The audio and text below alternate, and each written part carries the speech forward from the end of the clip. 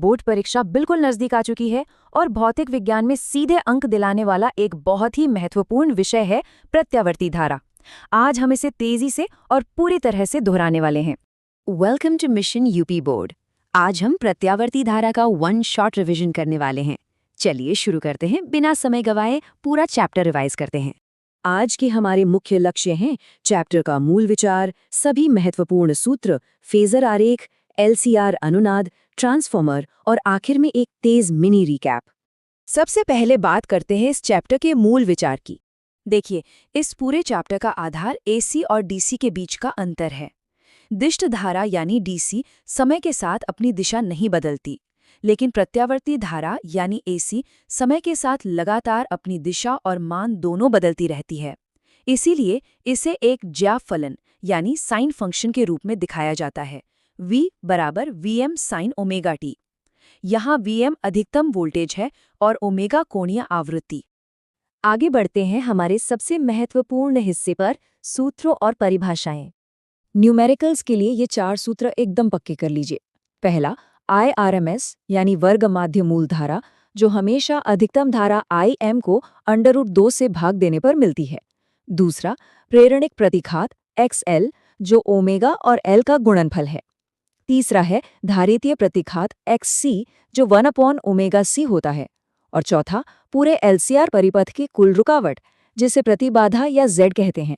इसका सूत्र है अंडर के अंदर R का वर्ग प्लस XC माइनस XL का पूर्ण वर्ग। अब एक बहुत ही महत्वपूर्ण परिभाषा जो बोर्ड में अक्सर आती है, वॉटहीन धारा।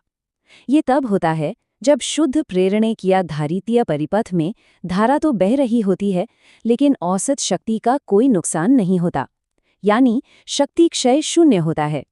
ऐसा इसलिए क्योंकि वोल्टेज और धारा के बीच 90 डिग्री का कलांतर होता है, जिससे शक्ति गुणांक शून्य हो जाता है। अब आते हैं फेजर आरेख और ग्राफ पर। समझिए, फेजर एक घूमता हुआ सदिश यानी वेक्टर है जो ओमेगा वेग से घूमता है। एसी परिपथ में वोल्टेज और धारा के बीच कितने कोण का अंतर है, ये देखने का ये सबसे आसान तरीका है।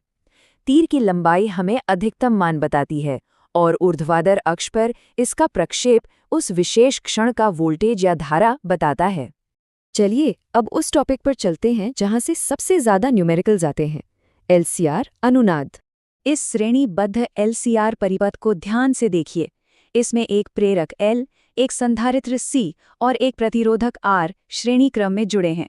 इस पूरे परिपथ में कितनी धारा बहेगी, ये सीधे तौर पर इन तीनों की कुल प्रतिबाधा यानी Z पर निर्भर करता है। बोर्ड परीक्षा में LCR का कोई भी न्यूमेरिकल आए, बस ये 4 चरण याद रखने हैं। सबसे पहले प्रश्न में दिए गए R, L, C और आवृत्ति के मान लिख लीजिए। फिर XL और XC की अलग अलग गणना कीजिए। तीसरे चरण में Z वाले सूत्र में इन मानों को रखकर कुल प्रतिबाधा निकाल लें और अंत में ओम का नियम लगाकर धारा I बराबर V/Z निकाल लें। बस पूरे अंक पक्के। LCR परिपथ में अनुनाद की स्थिति बहुत खास है। ये तब होती है जब XL और XC बिल्कुल बराबर हो जाते हैं। इस स्थिति में अनुनादी आवृत्ति का सूत्र बनता है 1/√LC। यहाँ ध्यान देने वाली बात यह है कि इस समय प्रतिबाधा सबसे कम हो जाती है और इसी कारण से परिपथ में धारा और शक्ति क्षय अपने अधिकतम स्तर पर होते हैं। अगला महत्वपूर्ण विषय है ट्रांसफॉर्मर और पिछले वर्षों के प्रश्न। ट्रांसफॉर्मर एसी वोल्टेज को बढ़ाने या घटाने का काम करता है। इसमें एक नर्म लोहे की क्रोड पर प्राथमिक और द्वितीयक कुंडलियां होती हैं। इसका सबसे जरूरी सूत्र है VS/VP बराबर NS/NP। सरल शब्दों में वोल्टेज कुंडलियों में फेरों की संख्या के सीधे समानुपाती होता है। परीक्षा में ट्रांसफॉर्मर में ऊर्जा क्षय के कारण अक्सर पूछे जाते हैं। ये 4 मुख्य कारण हैं। पहला, फ्लक्स क्षरण, जिसे कुंडलियों को एक के ऊपर एक लपेटकर कम करते हैं। दूसरा, तारों का प्रतिरोध, जिससे ऊष्मा पैदा होती है, इसके लिए मोटे तार इस्तेमाल होते हैं। तीसरा, भंवर धाराएं, जिन्हें कम करने के लिए क्रोड को पटलित बनाते हैं। और चौथा, शैथिल्य हानि, जिसके लिए नर्म लोहे का उपयोग किया जाता है।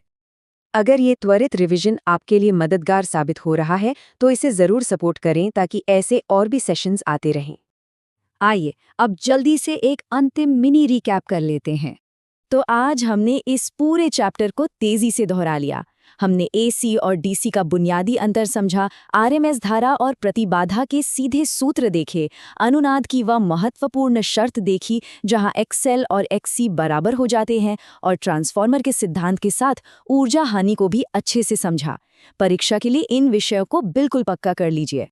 जाने से पहले आपके लिए एक बहुत ही महत्वपूर्ण सवाल छोड़कर जा रही हूं। ट्रांसफार्मर दिष्ट धारा यानी डीसी के साथ काम क्यों नहीं कर सकता?